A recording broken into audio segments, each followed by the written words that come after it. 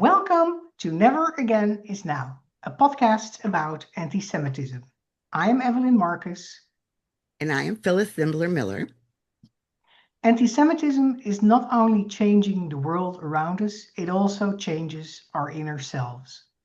Sarah Hurwitz wrote a brilliant and important book about this that was published last week titled As a Jew, Reclaiming Our Story from Those Who Blame, Shame, and Try to Erase Us.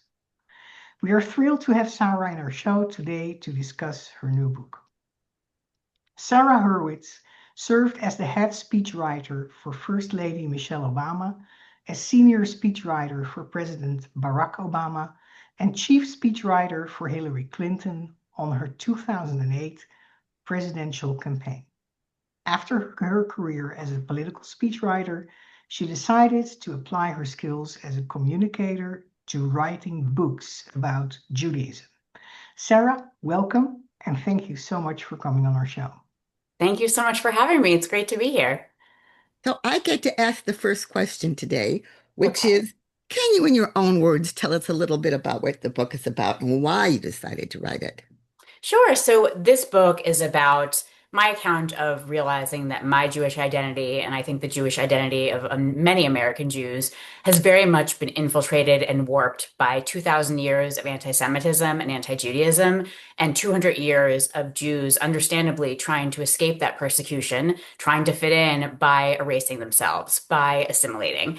And in this book, I really grapple with all of those layers of internalized anti-Semitism, shame, self-hatred that I discovered in myself and that I had to strip away in order to really turn back to Judaism with Jewish eyes rather than through the eyes of those who hate us. And what inspired this book is a few things. I wrote my first book 6 years ago, which was really a love letter to Judaism, having discovered the tradition in my mid-30s. And I was thinking a lot. There were a few things that led to my first book. I grew up like a lot of American Jews, a few holidays, Hebrew school, didn't find it very interesting, kind of walked away. I rediscovered Judaism in my mid-30s by taking a class, and I found 4,000 years of wisdom on on the human condition. It was so extraordinary, none of which I'd seen during those two services I sat in on a synagogue or a Seder. This was wisdom about how to live every moment of your life. And I remember thinking, like, where has this been all my life? And really wanting to share it with other Jews and non-Jews who were interested in Judaism. So I wrote that book. And then between then and now, a few things happened. First of all, I trained to be a volunteer hospital chaplain. And even the word chaplain, you'll notice, is a Christian word, which is interesting because chaplaincy is interfaith. It's actually open to people of all religious and spiritual backgrounds and none at all, but it's called chaplaincy. And, growing up in America, I began to realize just how often things that were purportedly universal were really Christian. In my training, we were told that, prayer is, God, please heal so and so who's in front of me and can hear me praying out loud. And I'm making up this prayer and tailoring it to their personal circumstances, which is beautiful. Jews can pray like that if they want, but I wouldn't say that's a common way that Jews pray. But I was told, no, everyone prays that way. That's universal prayer. It's interesting. I also remember, I would see my Christian patients really, absorbed in the New Testament, reading it, and they were just reading it, straight out, and they were comforted and soothed and moved. And I realized, like, oh, I always thought that's how I should read the Torah. I thought you just open it up and you're comforted and soothed and it makes you feel good. And no, that's not how we read the Torah, right? That's not how Jews engage with our sacred texts. Even the idea of spirituality, body, bad, carnal, material, spirit world, good. We don't have that body soul duality in Judaism. Our bodies are considered quite sacred. If you read the Torah, a lot of wisdom about how to care for and keep your body holy. So that was interesting. I began to realize how shaped my Judaism was by Christianity. And the second thing that inspired this book is I visited a college campus about a year before October 7th and spoke to the Jewish students at the Hillel, and I was just stunned at what they were telling me about the anti-Semitism they were facing. I went to college in the 90s. Never once did I feel uncomfortable as a Jew, and I was just stunned by what they were saying. And I began to really reflect on the Jewish identity that I'd held for most of my life, which was this apologetic, sort of embarrassed Jewish identity. Like, I'm Jewish, oh, but not that Jewish. I'm just a cultural Jew.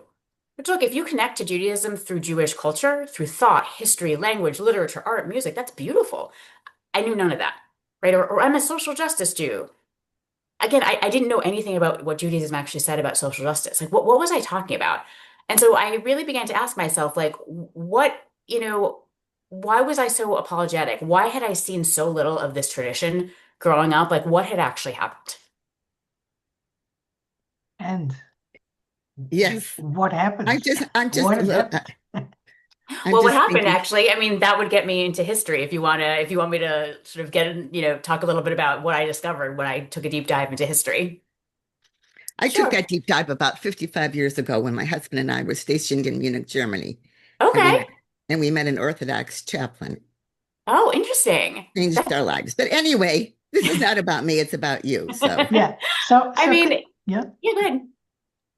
So, but, What? what I discovered when I dove into that history was that, for so long, I think I had thought that anti-Semitism was a mystery, because my anti-Semitism education was Holocaust education. And in Holocaust education, we learned that the Germans lost World War I and blamed the Jews. Then the Depression happened and they blamed the Jews and then they killed them. And the reason was because of prejudice and scapegoating. And I was like, okay, sure. But I never thought to ask, like, why the Jews?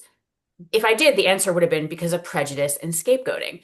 But actually, that's not the answer. The answer is because of 2,000 years of Christian anti-Judaism, which paved the way for the thinking that led to the Holocaust. And that's not my answer. That's the answer of many distinguished Christian scholars whose work I relied on in this book. That neural groove of Jews as powerful, so powerful that they could actually kill God, as depraved, so depraved and disgusting that they actually killed God and in a conspiracy. There aren't many of them, but they work together to do diabolically evil things. That neural groove of Jewish power, depravity, and conspiracy was really injected into the world's mind by early church leaders who were trying to distinguish Christianity from Judaism, and that tradition continued for many centuries. And it made its way to the Muslim world as well, and it shaped the thinking there. And here we are today. So I think that beginning to understand that history made me realize how much Western thought has been shaped by anti-Judaism, and actually the work of David Nirenberg, who wrote a book entitled Anti-Judaism, makes this very point, where he really goes into tremendous depth, showing how Western thought has literally been shaped around anti-Judaism. The anti-Judaism is actually fundamental to Western thought. So I think, once I began to understand how much the air I breathed in had shaped my identity, that was a pretty sobering realization. Mhm. Yeah. So the non-acceptance by Jews of Jesus the Savior, and you know, actually also in early Islamic history, the non-acceptance of Muhammad as the last prophet Yeah. has led to a lot of persecution, and in the Christian world, that was perpetuated by the church for centuries and culminated, um, ironically, into the Holocaust committed by a non-religious regime. But it was very deep in the Western mind by then, I think is what you want to say. Is that correct? Yes, that's exactly what I just said. Yeah, and it's I really there are a number of really excellent Christian scholars whose work develops this theme quite well. Yeah. So if we look at anti-Semitism today, and you say you were shocked when you spoke at Hillel branches on various campuses about what you heard from Jewish students, what they were enduring today. Um, who are what does the anti-Semitism today look like that you heard about, and who are committing it? Yeah. So I often hear that anti-Semitism, people tell me, well, anti-Semitism, it's those people on the other side of the political spectrum from me. It's the other side. My side, we're great. That's not true. It is on every part of the political spectrum. And if you think, as my friend Dara Horn says, if you think there are sides here, you have no idea what you're talking about. This is everywhere, and it's actually pretty similar. I think that we oftentimes misunderstand anti-Semitism as a social prejudice, like a personal prejudice, like, oh, I dislike Jews because they are, fill in the insult. They are cheap, dirty, crass. Sure, you see some of that. But what we're seeing today on both the left and the right is a kind of political anti-Semitism that is, it's a kind of conspiracy theory. It says that we, the majority, are engaged in this grand moral project, and the only thing stopping us are the Jews. Or as the journalist Haviv Retty Gur puts it, he says Jews are the one thing standing in the way of the redemption of the world. So you look in early, or in early 2000 years, early Christianity, Christians are saying we are here to Christianize the Roman Empire. The only thing stopping us, these Jews who won't convert. Centuries later, communists saying we are bringing about the grand revolution, the brotherhood of man. The only thing stopping us are these capitalist Jews. In Germany, we are bringing about the great Aryan racially pure fatherland. Who is stopping us? These race polluting Jews. Today, you see this on both the right and the left. On the right, you have we white Christian Americans are bringing back white Christian civilization to America, and the only thing stopping us are these Jews who are importing black and brown immigrants to take the place of white people. That is what's known as the Great Replacement conspiracy. It is both incredibly racist and incredibly anti-Semitic and a total lie. But this is very, very common on the right. Tucker Carlson, who has millions of followers, he has been promulgating this. Candace Owens, you can find this quite widespread on the right. On the left, you have we, the people who care about social justice, are bringing about the grand moral project of anti-racism and anti-colonialism. The only thing stopping us are these racist colonialist Zionists, which is their word for Jews. You see this on both sides. And this is really just incredibly problematic right now. I saw it on college campuses on the left, where Israel has really been put into the same moral bucket on many campuses as the KKK and the Nazi Party. So you can't have a rational conversation. Right? If I said, hey, guys, I'm a Nazi, but I'm a liberal Nazi. Oh, I'm in the KKK, but I'm not racist. Come on. That's absurd. But once Israel is in that bucket, then that's what it sounds like when you're a Jew who's just a normal Jewish kid who says, you know what? I'm a Zionist. I care about Israel. I don't agree with every policy of their government, but oh, no. That's like you're saying you're a liberal Nazi. So that's hugely problematic. And on the right, when you have this populism on the right that says that a small group of powerful, depraved elites are in a conspiracy to harm you, do you recognize those words, powerful, depraved elites? The leap between elites and Jews is about a millimeter, and people are making it. Like that populism that has the very same structure as anti-Semitism, and people are making that leap, which is incredibly dangerous. And I also see these efforts to fight anti-Semitism on college campuses, which are setting an incredibly dangerous precedent.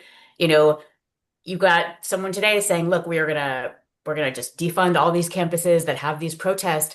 Okay, but if in 10 years you have a president who says, I think that Israel is a terrorist entity, I think Zionists are terrorists, I'm now going to defund every campus that has an active Hillel because that's a Zionist entity. Well, we made the precedent for that. So again, I think I see this all across the spectrum, and it's very dangerous. Where did the Islamists come into this? The funding, the 20 years or more that they have funded elite college professorships in order to You mean have Qatar? You mean Qatar, Phyllis? What? Do you mean Qatar, the country? Well, not just Qatar, but other countries too. So my understanding is this is a really serious problem. I haven't taken a deep dive into that aspect of it. That's not something I'm an expert on, but yeah, that's definitely a problem. We're seeing the results of it today, unfortunately. Yeah. So in your book, you describe two types of anti-Semitism: Purim anti-Semitism and Hanukkah anti-Semitism. Can you explain what these are and which one we are experiencing today? Yeah, so this is actually the work of Dara Horn in her excellent book called People Love Dead Jews. She's brilliant. And she talks about these two types of anti-Semitism. Purim anti-Semitism is this eliminationist type of anti-Semitism that most of us learned about in school. It's the Holocaust, it's pogroms, and it takes the structure of Jews are bad. There's nothing they can do to be good or saved. We are going to kill them. The end. But there's another kind that she calls Hanukkah anti-Semitism that's a conversionist kind of anti-Semitism, where they say, no, we agree, the Jews are indeed bad, but there is something they can do to save themselves. They can reject whatever it is that we, the majority, deem disgusting about Jewish civilization. Once they do that, then maybe they're acceptable. Then they're saved. Maybe, we'll see. And so, centuries ago in medieval Europe, if you rejected Jewish religion and converted to Christianity, maybe you'd be safe. Not a guarantee. It didn't always work, but okay, maybe you could save yourself. I'll say my parents and grandparents' generation, it was reject your name, your last name, reject your nose, stop being so, quote, Jewy, be more, quote, waspy and civilized, and then maybe you can join our country club. Maybe then you'll be acceptable and you can marry my daughter. Today, the problem is not Jews' religion or our names or our noses. Today, the problem in many parts of the world is our country. It's our ancestral homeland. It's Israel. So today we're told, look, if you reject Israel, if you declare yourself an anti-Zionist Jew, then you're saved and you're going to be okay. Maybe we'll see. But I think this is kind of what I saw on college campuses where you would almost, I mean, it was very heartbreaking. You would see these Jewish students who would do this whole kind of conversionist narrative where it would be like, growing up, my rabbi, my parents told me Israel was perfect and great and magical. And then I came to campus and I found out that it's this racist, awful state. And I had an epiphany. I saw the light and I took anti-racism and anti-colonialism into my heart. And now I'm saved. Now I'm an anti-Zionist. Now I'm a good Jew. And they're like, now you're an acceptable Jew. It's really the same stuff over and over again. And I'll tell you, I think what really depresses me right now is that, we're conflating Zionism with support for a particular Israeli government. And I think that is really doing a lot of damage. I think it is really confusing young people. A young person recently told me, well, Zionism means that you 100% support Ben-Gvir, Smotrich, and Bibi and the occupation and the war. That's it. That's Zionism. I just thought, like, what are you talking about? I'm like, Zionism is the belief that Jews have a right to a country in their ancestral homeland, that they have a right to independence, to national self-determination, like Japanese people have in Japan, like Latvians have in Latvia, and like I hope Palestinians one day might have in Palestine. This is something that peoples across the world have. And the reason that we need this is because we actually tried the experiment of Jewish statelessness for 2,000 years, and it did not go well for us. And I'm not just talking about the Crusades back in the day, I'm talking about the 20th century. And I'm not only talking about the Holocaust, which everyone knows about, where 2/3 of European Jews, 1/3 of Jews on the planet were murdered. I'm talking about the 850,000 Jews who had to flee persecution in Arab lands in the past 100 years. They fled to Israel, almost all of them. I'm talking about the 2 million Russian Jews who fled persecution in Russia, a million of them to Israel. I'm talking about nearly 100,000 Ethiopian Jews who fled persecution in Ethiopia to Israel. There's a long list I could go on for. I won't bore you, but this is what Zionism is. And at the same time, and you may disagree with me, I personally strongly disagree with what the Israeli government is doing in Gaza right now. I disagree with their policies. I disagree with much of the ideology. And I can do that just like as an American. I may or may not agree with the President of the United States, and I can still be a proud, patriotic American. So I think that our young people are getting a little bit confused about what Zionism is and is not. So how do you see, for instance, the what last weekend, the Emmy award-winning actress Hannah Einbinder commented Free Palestine at the end of her speech, and then later on commented that she said that because as a Jew, she thinks she has the obligation to distinguish Jews from the state of Israel because our religion, our culture is such an important and long-standing institution that it is really separate to this sort of ethno-nationalist state. Well, I would point out a few things. I would point out that there are many ethno-nationalist states. I mean, Japan, Latvia, I've actually named a couple. I guess maybe do we have a problem with those? It's strange to single out Israel. The second thing I would say is that 7 million of our siblings, of our family, our brothers, our sisters, our siblings live in Israel. So I'm not clear on how we separate out half of the Jewish people. That's a little confusing to me. And I think there may possibly be a category error mistake here where I think some people, and I don't know what her understanding is, I think some people are very confused about what Jews are. They think Judaism is a religion like Christianity. That is not true. You and I, we can reject every aspect of Jewish religion right now and say we're atheists. We're still Jews. Okay, so we're not just a religion, nor are we a race. Jews are of many races, nor are we one single ethnicity. There are Jews of many different ethnicities.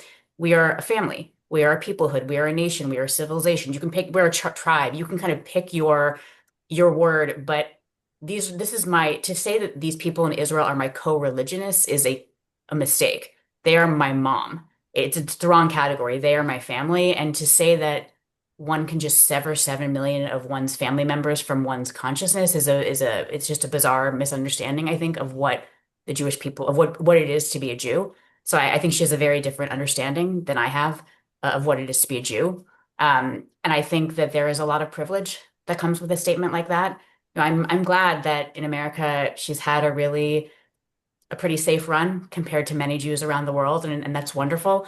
But just because you're doing well in America does not absolve you of the concern and the responsibility for the millions of other Jews around the world who have not done well in their countries. And I think to be ignorant of that history is it's a privilege. And I think a lot of Jews maybe don't realize how privileged they are. Also, But the word, what would happen to her career, you think, if she would have stated a proud Zionist sentence, like I support the people of Israel, no matter what their political convictions are, because of what they experienced during October 7 and the aftermath of that. Yeah, I mean, I think that she would have gotten some criticism for that. Just like, and look, I believe she's sincere in her viewpoints. I don't think she's doing this for her career. I really believe that she believes what she does. But I think there have been other people in Hollywood who have been very open about their Zionism. You look at someone like Mayim Bialik. There are many other people who I really respect, and they seem to be doing okay, actually. So I don't think you necessarily have to ruin your career by doing this. I And I don't think also you necessarily have to be fully supportive of the Israeli government. I'm certainly not. I want to be very clear about that. But I am certainly a Zionist, and you know, I'm very aware of my privilege here in America as a Jew, and I'm very concerned about my fellow Jews around the world. can I ask you a question? Mhm. What do you mean by the word privilege? What I mean is that we're lucky here in America. I mean, compared to many Jews around the world, we've had safety over the past 80 years. And even from the beginning in America, we've had safety that many Jews around the world haven't had. That's why millions of them have fled to Israel because they were deeply unsafe in their country. And I think it's very easy to take for granted the safety that we have here in America, Okay, relatively but speaking. I'm gonna take I don't whatever privilege as it's used today on the left does not mean what you're saying. Yes, it does. Yes, it No, it does. doesn't. Yeah, actually it does. What the left is saying is that certain people in America have privilege, meaning that they have safety that they take for granted. That's their argument. They argue that white people have safety and status and power that they take for granted. And I am arguing that these Jews who are contemptuous of Israel take their relative safety here in America for granted, and they assume that all Jews are that safe, and they're not. That's why Okay, millions so of them have here's fled my to Israel. thing.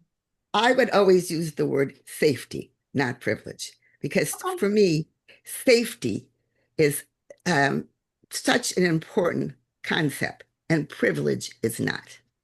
I disagree. I think that oftentimes left-wing Jews don't realize their own privilege. They talk a lot, they don't realize their privilege as Jews that other Jews don't have. They're so focused on their privilege oftentimes as white people, which is fine, but they don't realize that they also have tremendous privilege as Jews that other Jews don't have. And I think that that lack of peoplehood and that lack of solidarity is a problem.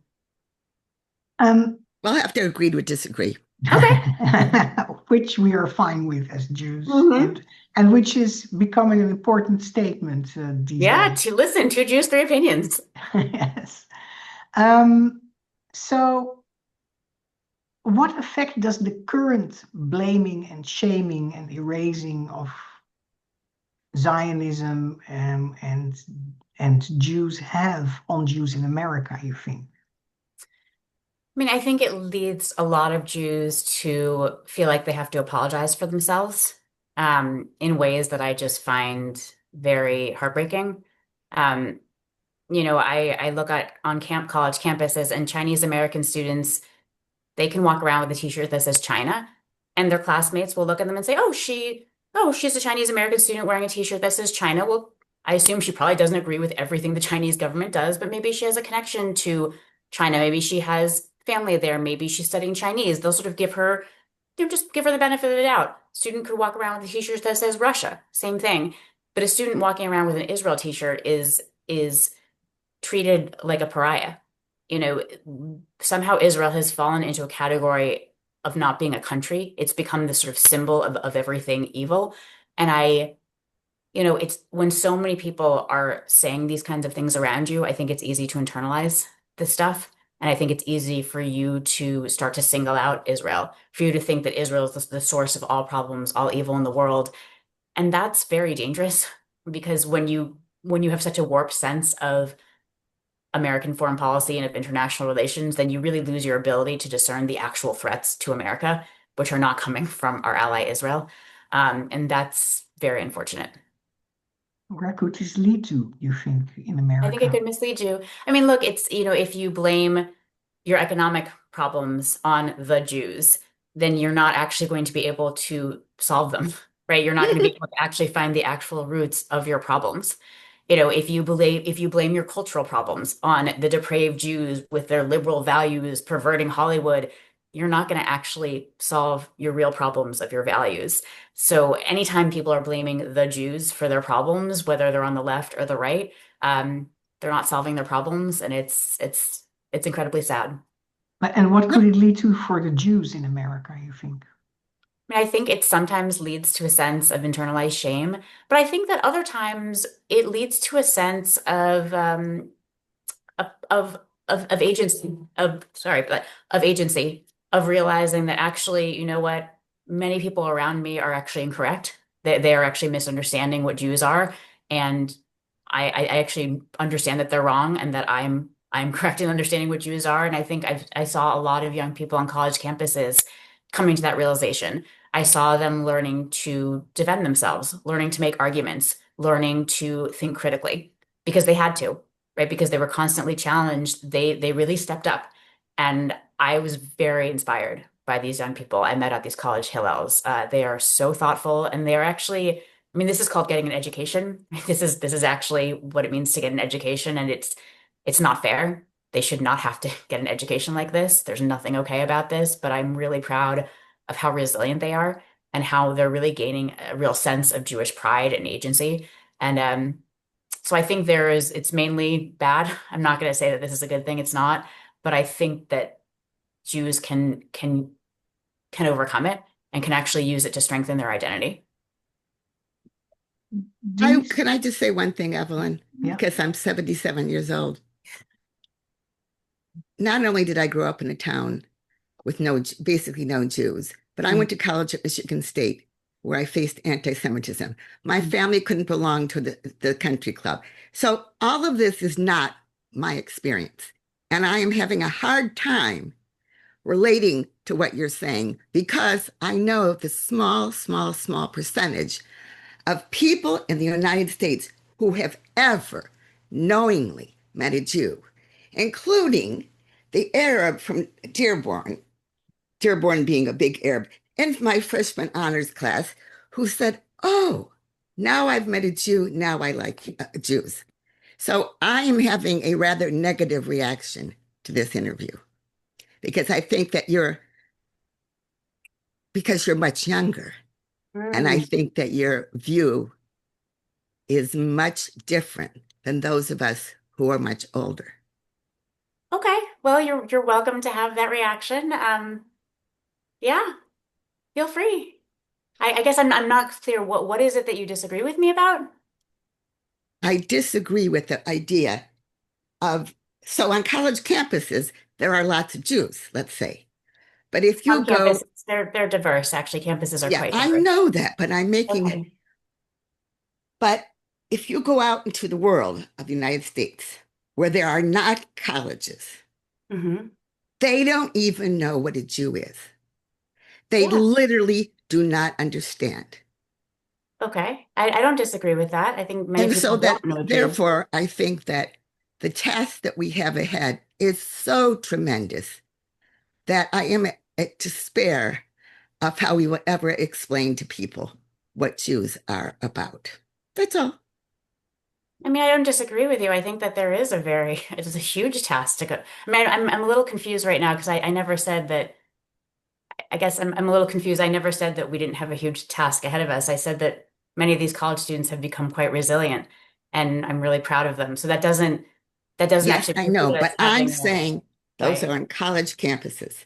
And Yeah. I'm talking about on the ground in cities throughout the United States where there are almost no Jews and where it's totally acceptable to make anti-Semitic comments and not even realize they're anti-Semitic. And so it just worries me Yeah, that I don't disagree with you on that. So, Sarah, throughout your book, which I read with much pleasure, At least someone did. throughout your book, you refer to Jewish tradition as what keeps us together, but also offers us a lifeline as individuals, as both as individuals and as a people. Did I understand that correctly? Yeah, very much. Yeah. So that would also count for Jews who are a very small minority where they live and where most people don't know what Jews are. Yeah. Would Jewish tradition help the Jews that Phyllis is talking about, in your view? For sure. I mean, I think Jewish tradition, I think every Jew can be moved and inspired by Jewish tradition. I mean, many Jews don't really know much about it. They haven't really been exposed to Jewish tradition or only been exposed to a little bit of it. But I think that, my theory is that if Jews know about the breadth and depth of our tradition, if they know about the beautiful wisdom and rituals and communities and history, I think my theory is that every Jew can find something to fall in love with in Jewish tradition. That's my belief. So I think all of us, it's all of our heritage, right? It's all of ours, right? I think everyone can find a way to connect to it. So I think it could certainly help them. And I do think it is hard to educate people who know nothing about Jews or Judaism, right? There are very, very few of us. And I think that, you know, I sometimes am told by Jews, they say, well, it's all our fault. If our PR is bad, if we just had the right PR campaign, then we could educate the world. And like, again, there's 16 million of us. That's with an M. That's like the size of one city in China. And there are 8 billion people in the world. So the idea that somehow we are going to change the hearts and minds of billions of people, I think I think that might be a little bit unrealistic. Right? I certainly want us to try. I don't want us to give up. But I don't like it when Jews blame themselves for what other people think. This is a very old way of thinking in the world. It's very widespread. So I think that, our constant focus on, oh, we have to be anti-Semites and we're doing a bad job and it's all our fault. It's like, that's, I don't think we can blame ourselves for no, I don't think we other can either. things. Yeah. And so how does Jewish tradition help us? Yeah. How do you see that, Sarah? Well, first of all, I think I don't think we can fight anti-Semitism when we know nothing about Jewish tradition. I think if someone says to me, if someone says to you, Judaism is violent and vengeful, the Old Testament God is angry and hateful, and Judaism is legalistic and nitpicky and unspiritual. If you know absolutely nothing about Jewish tradition, what are you going to say?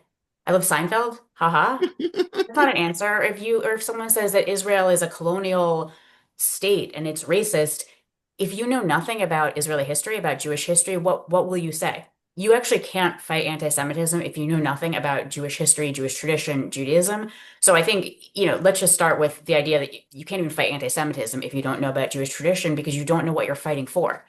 And I I think would that agree with that. I really think that look, I'm not against anyone trying to fight anti-Semitism. Of course, please do that. I don't want to stop you, but I would also urge Jews to spend a little bit more of our time like investing in Judaism, investing in learning and community and peoplehood and whatever it is. I'm not here to tell anyone how to be Jewish. It is none of my business. There's a lot of ways to be a passionate, proud, engaged Jew, but one of those ways is not to be ignorant, right? You cannot, if you know nothing and do nothing, like I actually think that's the one way to not be a good Jew. And I'm going to put my stake right there. And look, I had to grow up as a Jew. I knew nothing 10 years ago. I couldn't have even told you what the Torah was. I knew nothing. I was a childhood Jew. I had a sixth grade level of Jewish education, barely even that. I mean, I knew nothing, and you have to read some books. You got to read some books, got to take some classes. It takes effort, right? This is not about taking something into your heart and being transformed. We have a 2,500-year textual tradition, millions of pages of debate and commentary and wisdom and scholarship and insight. And you have to know the basics of that tradition. And look, whatever you do with it, not my business, but I think you have to know it. And that does take some effort. And you know what? I put in that effort, and I think any Jew can put in that effort. Sometimes people say to me, "Oh, well, you're so nerdy. You like to learn, but Jews won't learn." And I find that so condescending. I'm sorry. I think every Jew I know reads books or listens to podcasts or goes to a museum or travels, or those are all ways you can learn about Judaism, right? There's however you learn, you can find a way to learn. If you learn hands-on, great. Google host a Shabbat dinner. Google the prayers. Do your own Shabbat dinner. That's a hands-on way of learning. Like however you do it is great. Every Jew has the capacity to do that. And I think we just need to show Jews enough of our tradition so that they can realize like, oh, there is something here. There is so much here that is worth engaging with. And I think so often Jews like me grow up seeing so little of it that they don't realize how rich and powerful and profound it is. Then they get to college and they study, Buddhism or Western philosophy, and they think, well, this is sophisticated Judaism. Oh, it was so childish. Well, yeah, because you stopped learning about it as a child. Of course you think it's childish. We have to grow up and take adult level Jewish classes and learning. That's my belief. Maybe people disagree with me and that's fine, but that's from my own experience, that is, and the experience of many other Jews. That's what I've No, come I to. would absolutely agree with what you just said. Yeah. It's And just that would I think that it's very unrealistic that people will take on do what you you think, did. Sarah, that it would also, if we would do that as Jews, that it would also help us in the current rising anti-Semitism? Would it I mean, help us? will it change the minds of billions of people? I don't know. Will it help us know who we are? Will it help us have more pride and less of this internalized shame? I think it will. Will it help us form stronger communities that make us more resilient? I think it will. I mean, I think it will. Do I think it can end anti-Semitism? I don't think, again, I'm not sure I would put that on Jews. I don't think that's, a realistic thing to put on Jews. So, but I do think it would make us more resilient, more proud, and better able to thrive. I'm better able to answer the questions when people say things to us. Yeah. Yeah. Even if they don't respect the answers, we respect the answers, right? And I think that's ultimately what matters. So, Evelyn, if you don't have any more questions, I'm No, going to thank our guest so much, especially for also letting me disagree with her. I don't think And we disagree. I actually think I agree with you, but that's okay. and thank our listeners. If you want to know more about Evelyn's work and my work in this area or areas, please go to Never Again Is Now podcast and Spotify, Apple Podcasts, and YouTube. And please, whenever you can, speak up about anti-Semitism and how proud you are to be a Jew. thank you.